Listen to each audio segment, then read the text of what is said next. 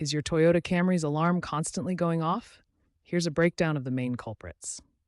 The most frequent issues are faulty hood or door switches, often due to corrosion or loose connections. These switches monitor entry points and can fail from moisture or wear. A malfunctioning key fob, whether from a dead battery, signal interference, or programming problems, can also trigger false alarms.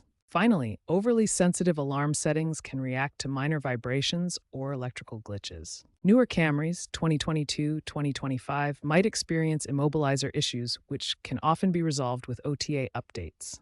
Older models often require manual diagnostic steps. Start by inspecting the hood and door switches for corrosion or damage.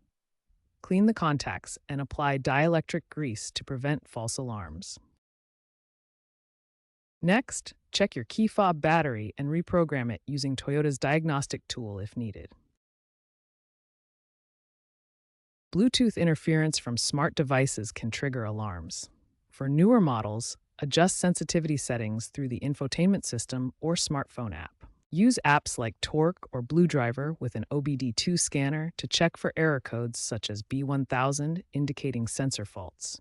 If problems persist, visit a dealership, especially for 2018-2020 models with recalls for defective door sensors.